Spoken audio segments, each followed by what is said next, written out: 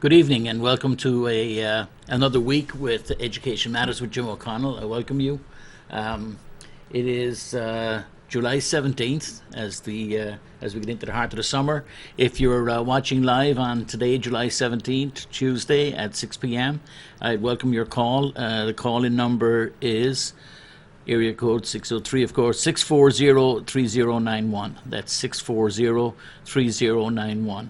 Um, and please feel free to call in at any time.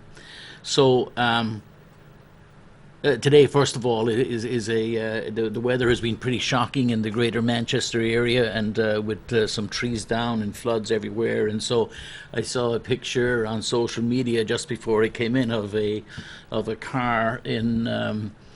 Somewhere on the northwestern side of Manchester, which was covered up to its roof in water, and so there are places where, from earlier on today, it may have eased a little bit now, but anyway, hopefully everybody has stayed safe during this summer thunderstorm, etc., that's gone by. Um, the other storm that's brewing today, of course, on the non-education front, but I can't but refer to it, and that is the Donald Trump standing next to Putin and criticizing the U.S. Storm, and I have to say that I am just amazed at the depths to which we have sunken in the United States in recent months.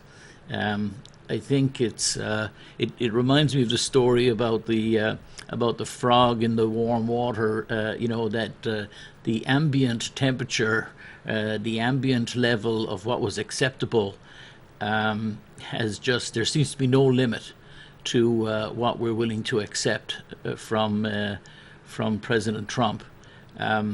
I make no secret about the fact that President Trump isn't somebody who I supported, and I found it and continue to find it difficult to grasp at the reasons why a number of people did, and I'd say the number of people did because I saw something today, a piece on again on social media that talked about. In the United States, 60 some million people voted for President Trump. 63 million more, 63 million or so voted for Hillary Clinton, and the remaining, whatever it was, close to 100 million, didn't vote at all. And so. I think that the first thing I would observe is that the 100 million or so need to, as it said in this thing, wake up and start paying attention. But I respect people's political opinions. I respect the idea of political diversity. I think that people come at things with different backgrounds, different sets of experiences, and so we're all, in some senses, I guess, subjective, and so I have no problem with diverse political opinions, well beyond the norm, sort of, wide out into the full spectrum of political opinions. And so, coming at it from that point of view, I'm very proud of mine. I'm fine to expound mine. I just want to make the point to anybody listening and watching that I'm not one of those who.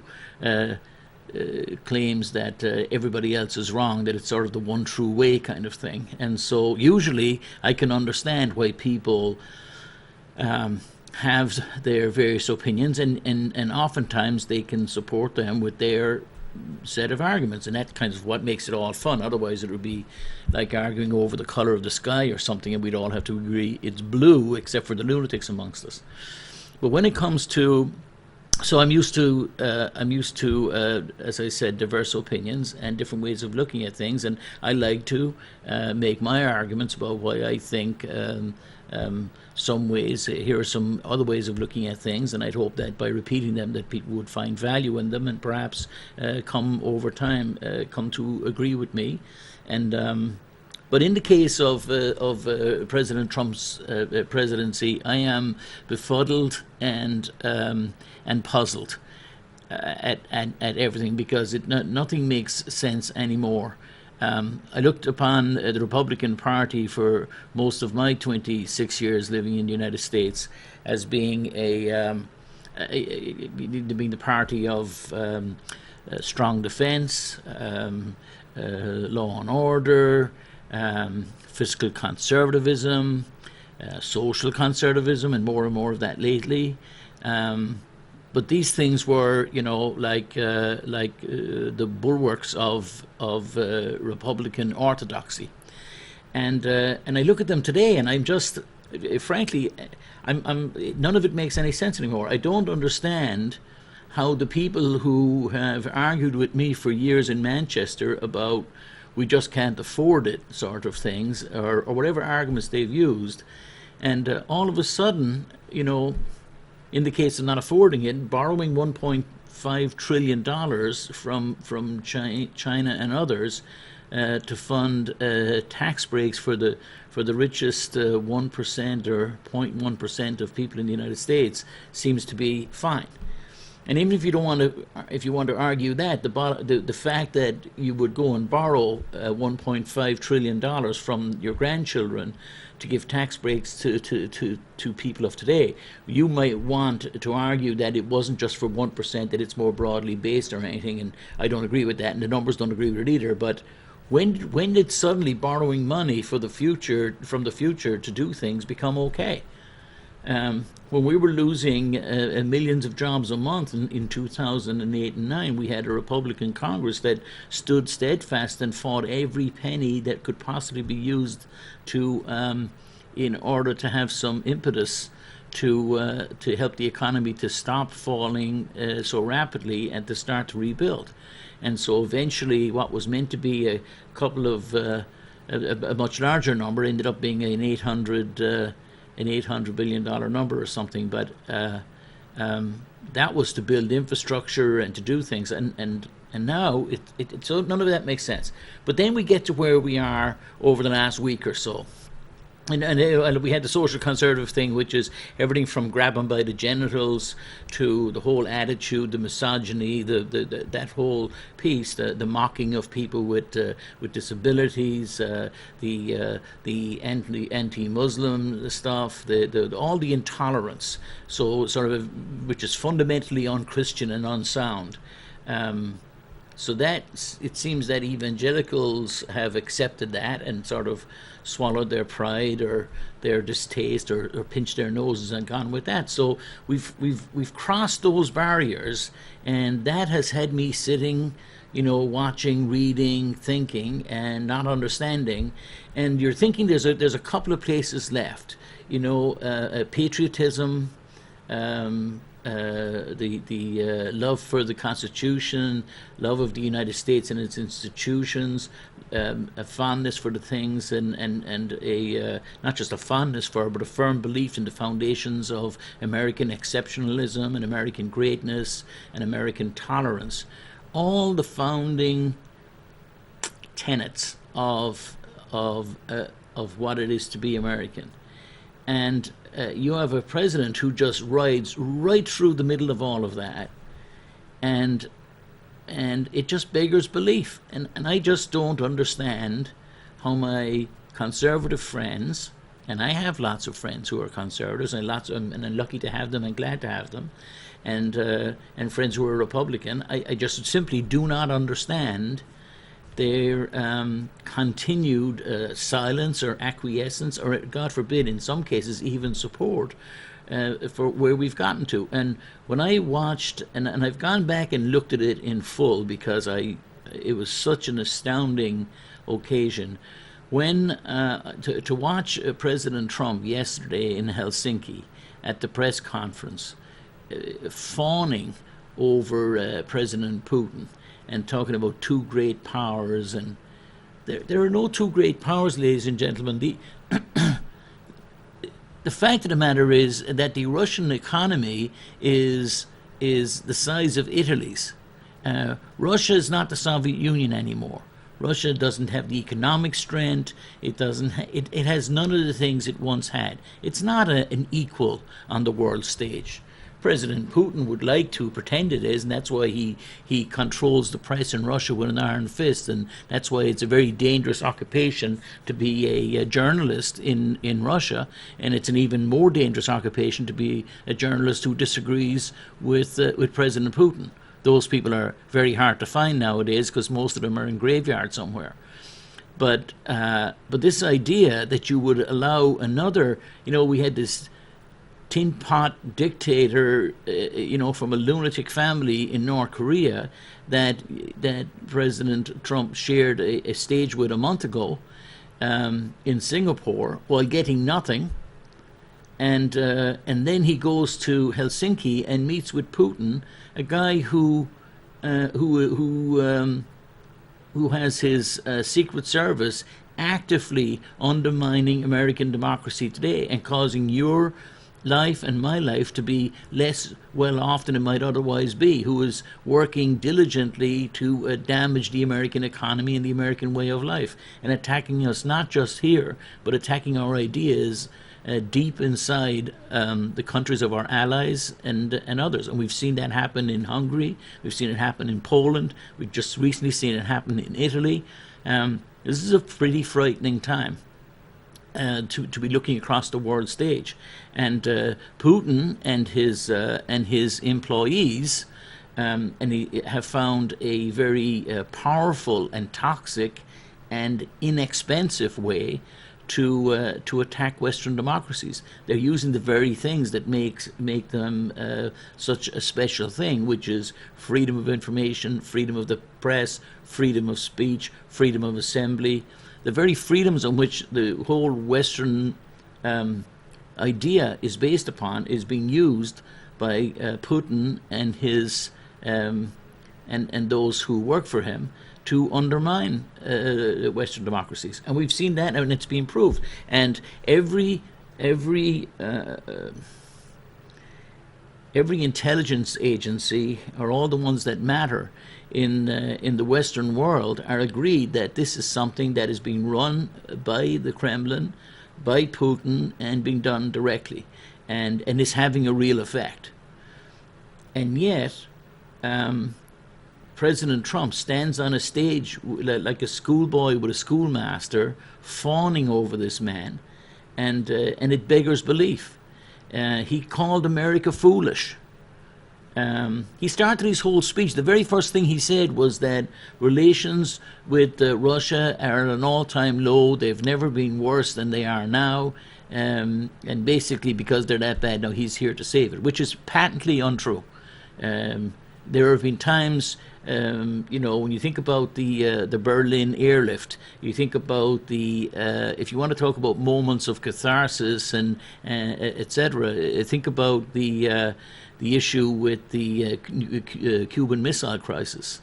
Do you think the people who worked on those topics back then are listening to this guy? What does he mean the relationship with Russia is worse than it's ever been? It's just that. So that's the first lie out of his mouth at the very first moment. But to stand there alongside somebody who is working in propaganda. I listened to the foreign minister of Latvia, one of the Baltic republics, talking the other day, and he was talking that about 40% of the population of Latvia are Russian. And these are people who, during the many periods and the long period when Latvia was a Soviet republic, that large numbers of Russians were sent to live there or went to live. It's very close to St. Petersburg, etc., and went to live in Latvia. And Latvia now finds itself with a 40% Russian minority. And so there's some tension about that because, a large percentage of the population of Latvia is sort of pro-Russian. And the foreign minister was talking about Russian propaganda in Latvia, and it is non-stop, full belt, talking about what Putin and his people have been broadcast on Russian radio and television stations in Latvia every day of the week, 24 hours a day, is the idea that America is no longer the country it was. America is weak. NATO is floundering. Every one of the things that President Trump has been repeating on his trips and while here at home is the full agenda. And I'm saying now the full agenda, right? It's not just that the things that President Trump is saying are sometimes similar to what the Russian propagandists are saying. It is in full accord with what they're saying. It is just an amazing time, and how any self-respecting United States public representative could watch the press conference in Helsinki, let alone the behavior at NATO earlier in the week or the behavior in England or in the United Kingdom, how they could sit and watch that and not just, say, enough is enough. We made a mistake. This is somebody we can't follow. He's destroying the United States economy with trade wars and ridiculousness. He's blowing up treaties and long-time and the support of long-time allies. I have to tell you, ladies and gentlemen, the perspective from abroad is mind-opening. The damage that's been done to the United States stature worldwide will take generations to undo. And I'm not delving into hyperbole.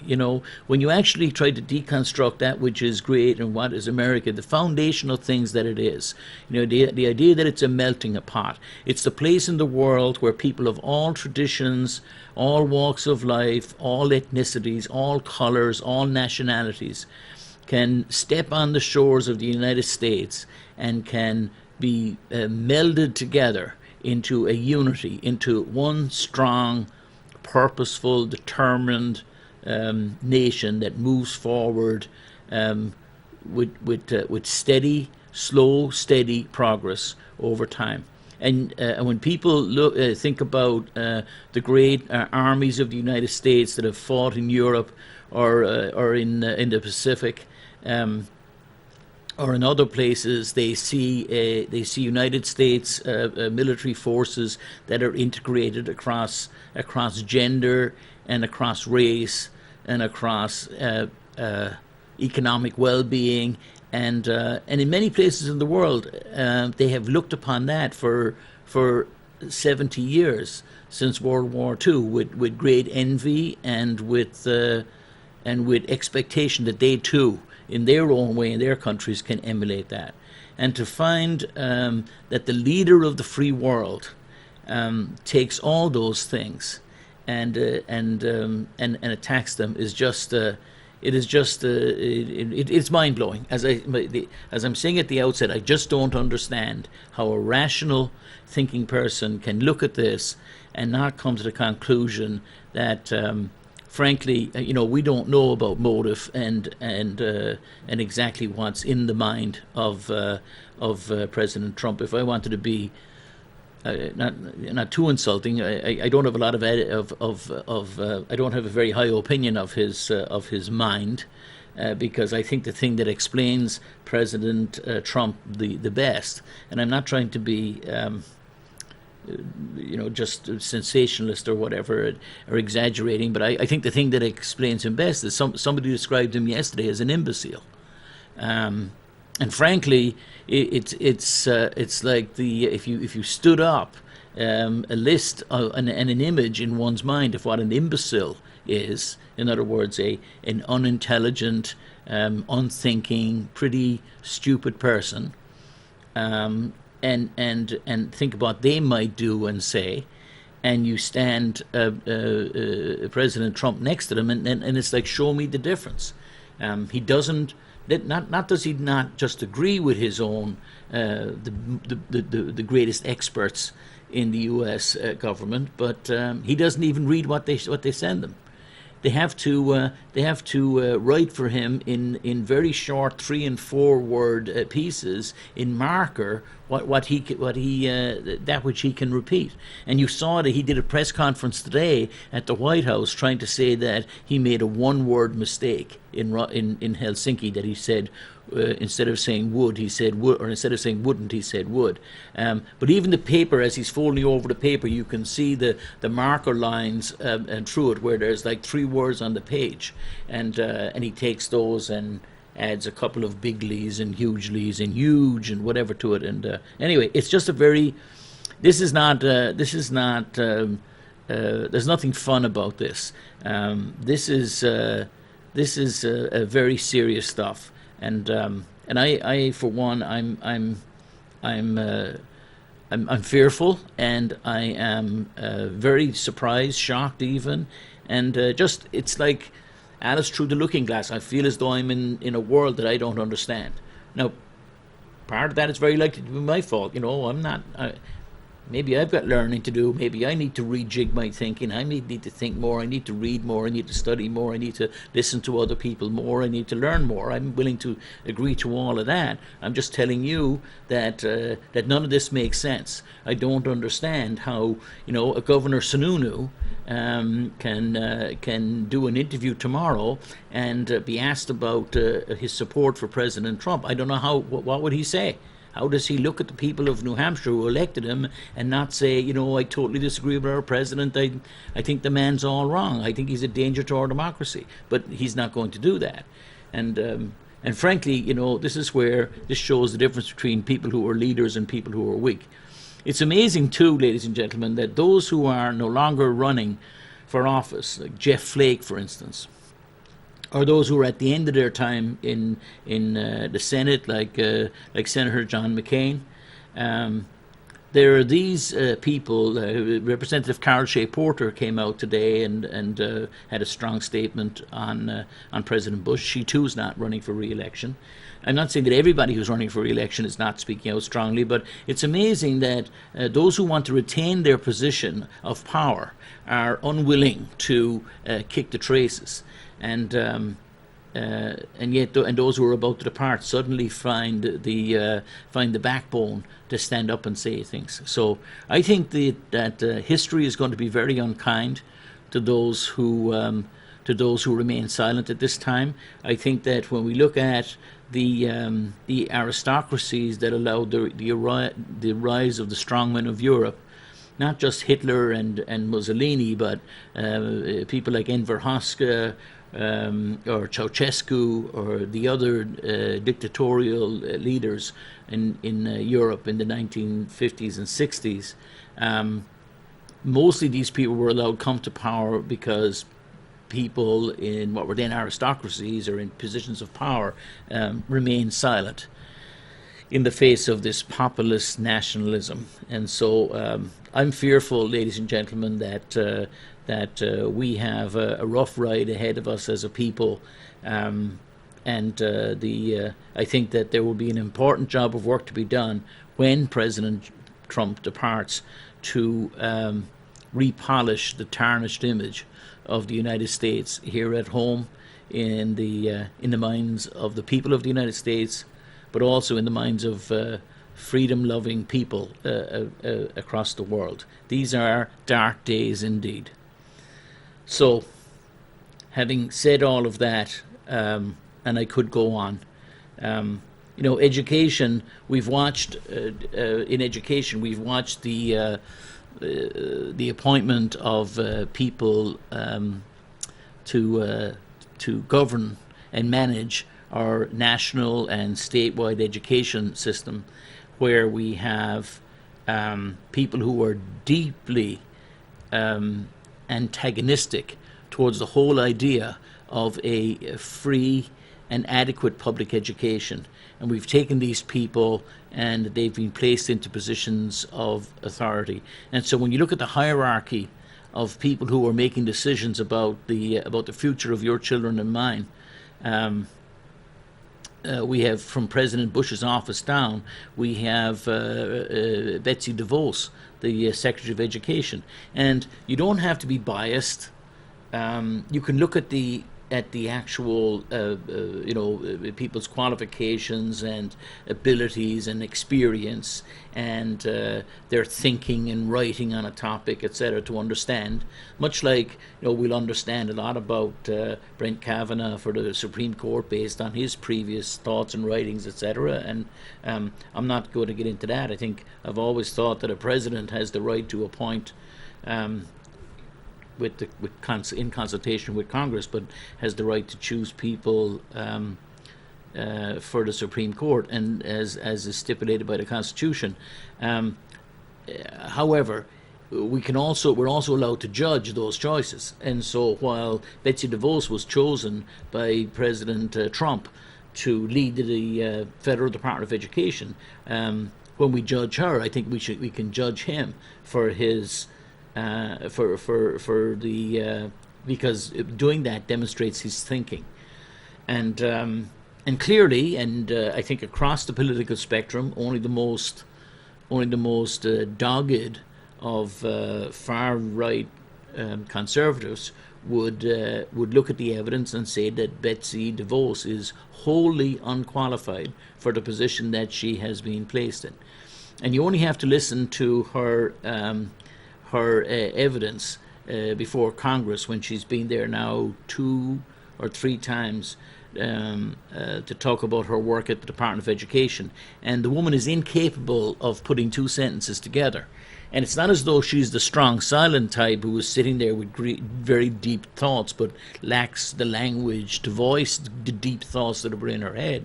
It's the stupid things that are in her head that come out through her mouth belie that other than the fact that she was born into the family that began the Amway multi-level marketing scheme or scam, and that so she is a billionaire who spent hundreds of millions of dollars in attacking public education over the last 10 years and has spent a lot of money in propping up far right-wing candidates to run against reasonable Republican candidates in Republican primaries, which has left us with Freedom and Tea Partiers across the mid-Atlantic states, or the not the mid-Atlantic, but the prairie states. And so this was the woman's qualifications. She's never been to public school. She amazingly, when she came to this area, she visited a charter school.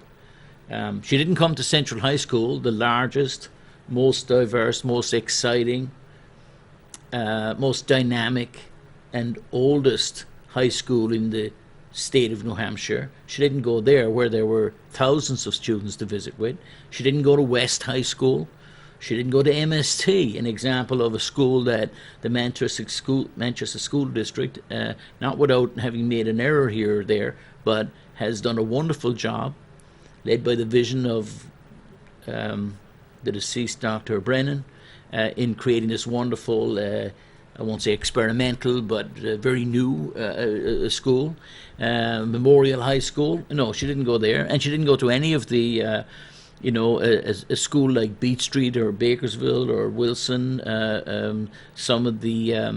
Some of the schools in the state of New Hampshire with the greatest level of need, the greatest level of poverty, the highest number of kids on free and reduced lunch, the kid, she didn't go there. And these are the schools, by the way, that have some Title I funding or have some state funding that are going into them to assist in bringing them up and assisting them in the challenges they face. No, she didn't do that. She went to a charter school, an academy, a place of little diversity and of little want, and she went there to make a political statement. And then here in the state of New Hampshire, we have Frank Edelboot, who may be a very nice man. This is not about people's personal attributes, but Frank Edelblut is somebody with who has a large family who he homeschools, as I understand it. And so he also has no educational qualifications as an educator, no experience as a teacher, no experience as an administrator, no experience with running a statewide department, no experience with understanding the issues facing our education system from the university system of New Hampshire all the way down through kindergarten and pre-K. No experience of it, no knowledge of it, and has demonstrated no abilities in that regard. And he has chosen to lead the statewide public school system. And then with of course, the a former Republican operative in the state whose only claim to fame was he was that, and at the Josiah Bartlett Foundation is made the chairman of the state school board. So my point is that Donald Trump has never demonstrated any ability as the leader of an organization. If you're not paying attention, I'm saying those words without any irony, because as an organization, what Donald Trump has done is bought and sold some real estate and run a few hotels. And most of the hotels he's run directly, because many of them he sells his name or licenses his name nowadays to go on a building, but he has little to do with it other than drawing a check from his name on it. But as an organization, Donald Trump, when I hear people talk about him as a businessman he is as large a failure as he is as a husband. He is a multiple-time failed husband, and he's a multiple-time failed businessman. He's gone bankrupt 3 or 5 times, I've forgotten which one it is, and all his businesses, one after the other, have fallen by the wayside as well. Whether it's Trump University, or Trump Steak, or Trump Magazine, or all the other Trump things he might have had, they've all gone. And by the way, they've taken the savings of lots of people with them as they have gone. He's been involved in 3,500 civil lawsuits where, because that's his, he doesn't pay people and then goes to court because he's got bigger pockets than they do. So, to be thinking about, when I hear people giving this rationale for supporting Donald Trump as we need a businessman to run the country, well then great, let's have Jack Welch. Let's have the chairman of Amazon, of Apple, of Boeing, of Ford Motor Company, of Harley Davidson, of pick your Home Depot, perhaps the head of FedEx or other companies of that size. Now, here are people who have run organizations that are large and diverse and widely geographically divided, who've had to manage a really capable management team, who've got research and development and marketing and supply chain and human resources and legal and business and finance and treasury management. They've got all those talents rolled up, and on top of that, they are great leaders with great insight and great personal trust to drive things forward. And so those people, perhaps, and I'm not saying that a business person is the best person to lead the country, but someone like that, but a real estate guy from New York who was born with a silver spoon in his mouth, who has nothing to commend him, other he's just kind of a foul-mouthed, second-rate television personality. I just none of it makes any sense to me. I understand the fact that people were sort of tired of the insider-ness of sort of a Bush, Clinton, whatever that is, the whole idea, the kind of the loosely held swamp idea, we need a disruptor kind of thing. So that's the only thing that makes sense to me, and I think people who felt disenfranchised said, here's a stick in your eye. We'll take the cozy insider talk of Washington, D.C. inside the Beltway, and we'll throw a grenade at it. And so that's the thought that makes most sense to me. But in the end, there's throwing a grenade at it that might improve it around the edge, and then they're just blowing it up and leaving a mess. I've used the analogy oftentimes when I've talked about President Trump of saying that, to wish the man ill, to wish that he would fail, would be analogous to being on a luxury cruise ship and hoping that the navigator in chief, the pilot, the captain of the ship, makes a huge mistake. The what? Did we hit a rock? What? That's just a ridiculous thing to wish. So I don't wish President Trump ill, but as we go careening around the ocean, crashing into islands, other ships, and rocks everywhere, and there's smoke coming out of parts of the ship other than the funnel.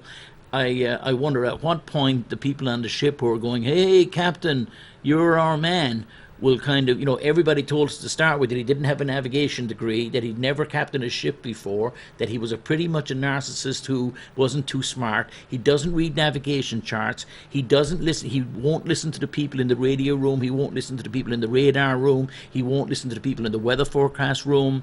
He doesn't read any of that stuff, that they have to walk into the bridge and hand him a piece of paper that says, "There's a big island coming up on your 12 o'clock. Probably hang a little bit to the left." That's the nature of it. So I think, frankly, that's who we have leading the ship of state. And my problem is with sort of the officer corps right under him. And by that I mean, Representative Ryan and Senator Mitch McConnell and their quislings behind them. I do not understand why they cannot stand up and say, "Sir, you have sullied the name of the United States. You have called you've called the European Union, our closest allies in the world, you've called them the first people you called a foe when asked, who are your foes in the world? You say, well, the European Union's a foe.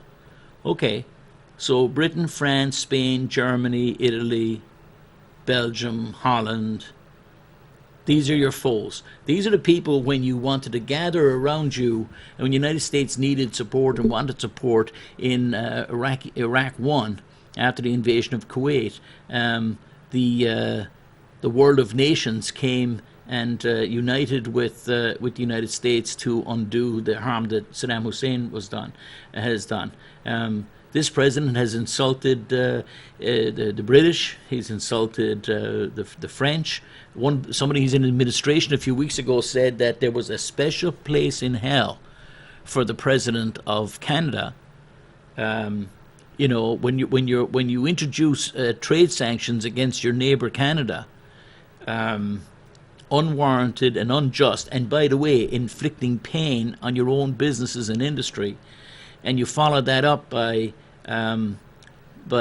placing trade embargoes or at least large excise tariffs on imports from countries like Germany and Spain and Italy and France, and then you have the gall to stand in front of the world and to take a guy who has murdered people in Ukraine, who has taken the Crimea, who has weapons belonging to the Russian military were used to shoot down an airliner with 250 people in it on its way from the Netherlands to Malaysia, and that was a ground-to-air missile managed by and run by the Russian military. And the only question is, if there is a question at all, is whether the rebels in Donetsk, the city in eastern Ukraine, actually fired a missile, or the Russian military with them fired a missile. And most people believe it was the Russian military. Or the guy who has murdered political opponents, both on the streets of Moscow and across Russia. The guy whose foreign actors have used nerve agents to kill people on the streets of England. The guy who went into Syria, and when his buddy President Assad was on his heels and being beaten by a combination of forces, went in and used his jets to fight back, and used helicopters with barrel bombs in them. These are barrels, like oil barrels, filled with shrapnel, filled with things like bolts and nuts and nails and screws. And they dropped them indiscriminately from helicopters, and dropped them onto what? Hospitals, schools, deep into private neighborhoods. That's been the work of Russia in Syria. And so we see the hand of Putin as a bad actor across the world. And here we have our president standing next to him, saying that it's America's fault and America was foolish, and that the presidents who went before him, who's he talking about? President Obama? Fair enough. President Bush? President Bush 1? President Clinton? Who's he talking about? Give me a break. All the way back to Kennedy. So whether it's Nixon or Reagan, they were all wrong too. Like what's the guy even has the gall. The people I see who are so-called patriots, who run around calling themselves patriots, who support a president who has said that the Central Command of the United States Armed Forces were clueless and they didn't know what they were doing, and he knew more about the solutions to our military problems than they did. Here's a guy with the bone spurs who's never served a day in his life, who couldn't find most countries on the map. By the way, before I go off on you, just yesterday, as he was leaving Helsinki, he stood in Helsinki and he thanked the Prime Minister of Finland. At least he knew the country he was in. He thanked the Prime Minister of Finland and for his efforts in NATO. Guess what? There are 28 members of NATO. Do you know who's not a member of NATO? Finland. The idiot president doesn't even know that the country he is in is not part of NATO. But he's too dumb and too narcissistic to even realize it. It is an appalling state of affairs. We had him calling countries in Africa by the wrong name 6 months ago. I mean, to pretend that this man is not just simply ignorant and incompetent is just doesn't make any sense. Back to Mr. Edelblut here in the state of New Hampshire. Mrs. DeVos at the state level.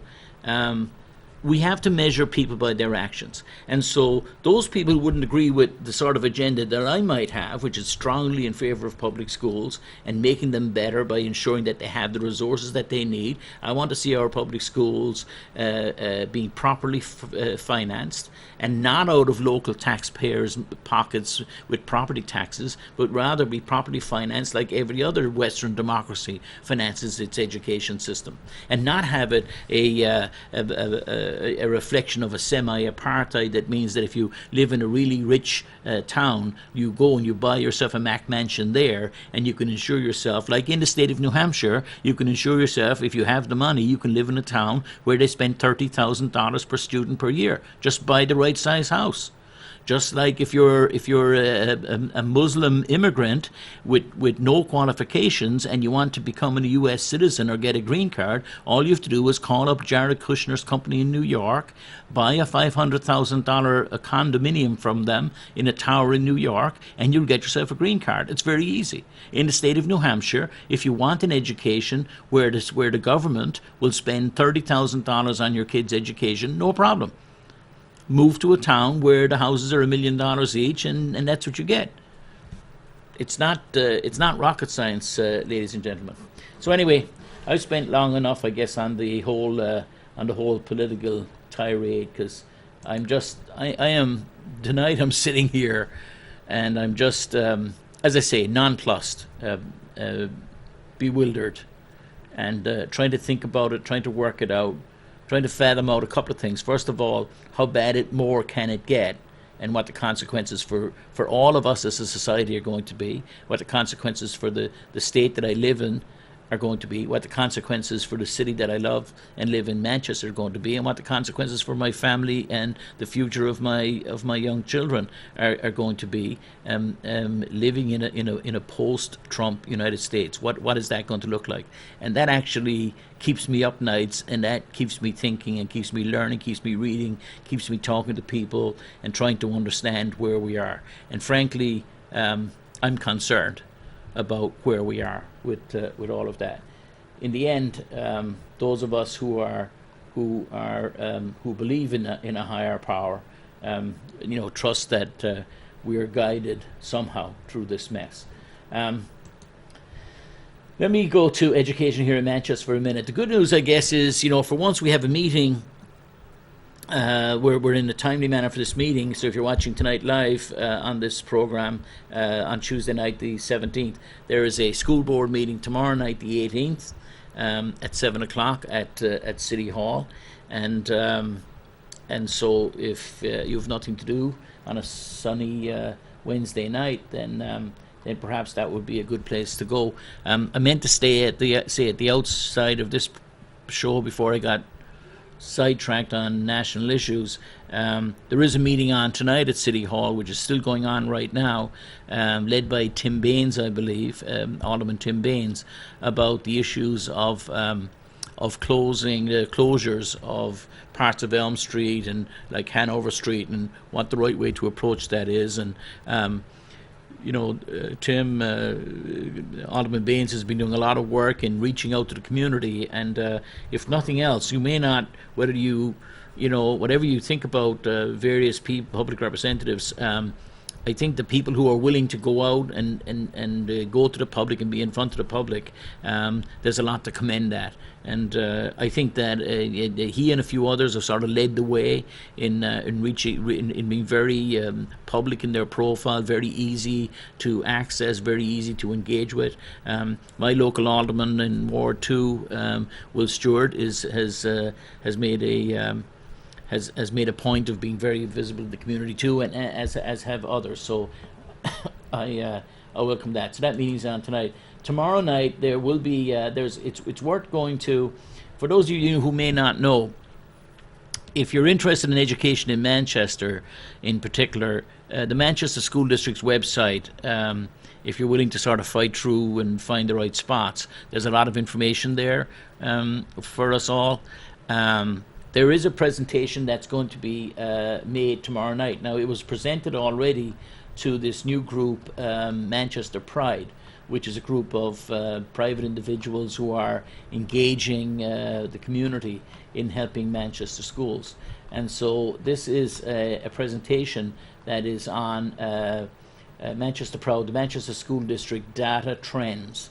And so it talks about enrollment, it talks about attendance rates and all that stuff, but all the data is there. It's in the bottom half. If you go to the Manchester School District website and then you go to board, and if you go from board, you go to meeting, there's meeting minutes and meeting agendas. If you go to the meeting agenda for tomorrow night, now again, you'll find it in the minutes after tomorrow night. It takes a few days to go up. But right now, it's in the agenda for tomorrow night. So the full PowerPoint presentation, which is about 20 pages or so, is there, and it has all the most recent data, or a lot of the most recent data on the Manchester School District, and some of the sort of leading indicators and high level facts about the school district right there. And so if you want to sort of educate yourself on where we are and what we're doing, it's a good place to go. And I was reviewing it today, and it's always helpful, there are statistics, more statistics, and damn lies, right? And so, but that is true. But it's also true that sort of facts are facts, and data are data. Information. Some facts are real, and it's good to some facts sometimes challenge our set ideas. So just briefly. And I would advise anybody who's interested in it to any great degree. There are better numbers and figures, or maybe not better is not the right word, but much more detailed figures and numbers available at the State of New Hampshire's website, where there are lots of Excel spreadsheets available there, but sometimes maybe a little less. Usually they're pretty easy, but you have to bring a little bit of understanding to them. But in this, I'm just looking at the computer off to the side here. In this, what's called this presentation that was done last week to Manchester Proud, on the enrollment side, it talks about how the enrollment has gone over time from 2008 through to 2018, so an 11-year period, I guess. So back in 2008, there were 16,309 students in the Manchester School District. In 2008, it will be 13,621. So the statewide numbers, just to have those in comparison, have gone from 200,000 in 2008 to 178,000 in 2018. So the state numbers are down by what is that? 22, about 11%. Oh, it has here. State number has dropped by 11.2%. A total drop in students and school-going students of 22,444, and then in the city of Manchester is a 16.5% drop. It's important to note, though, that these figures cover from the 2007-8 school period to the 2018, and there was a number of large events. One of them was the Bedford, the town of Bedford, which had, through history, attended Manchester School District and had been part of the school student body at West High School.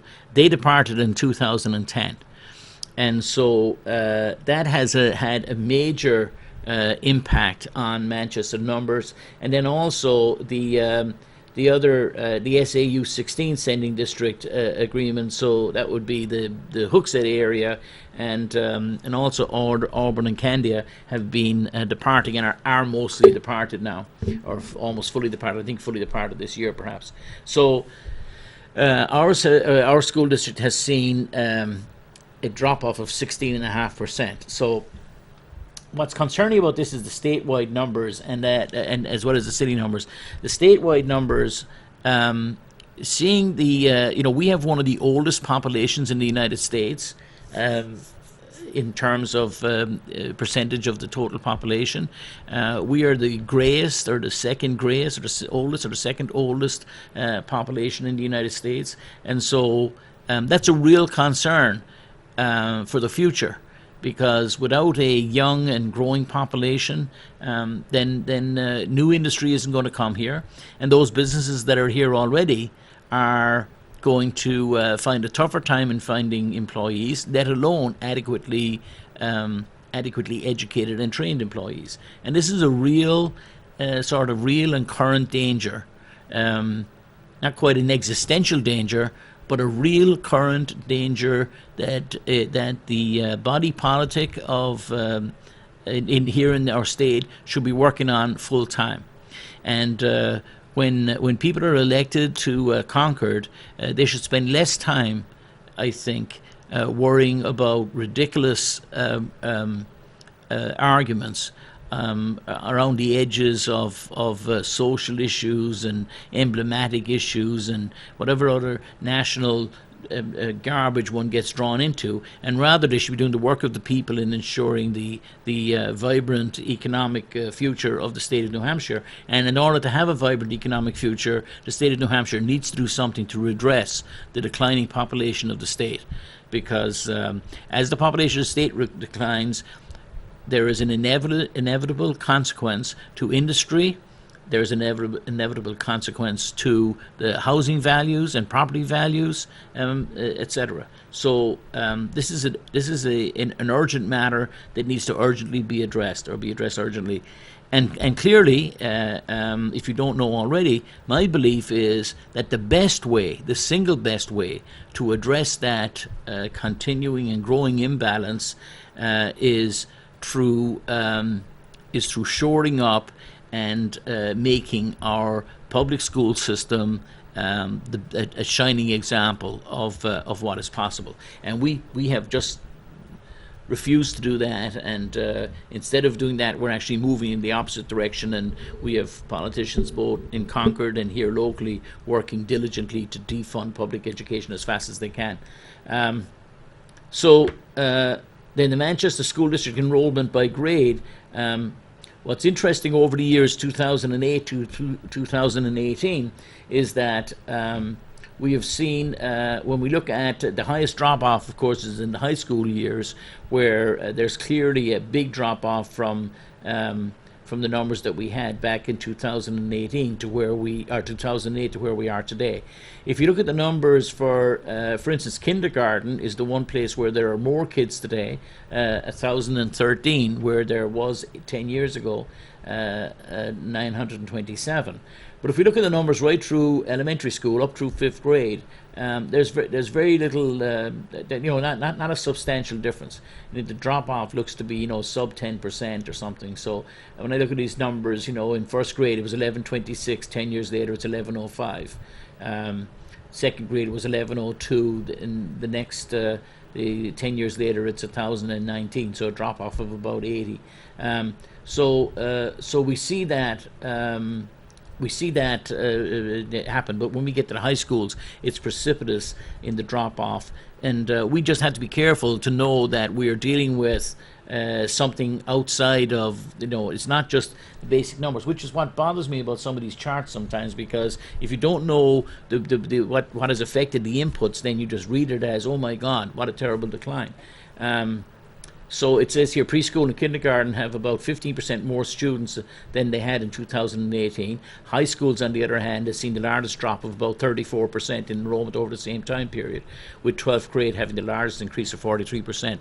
Not all of that is reflected in the elimination of the surrounding towns. There's also been a growth in charter schools and private schools and etc. that has had an effect, and the declining population of the state in terms of young people has also had an effect.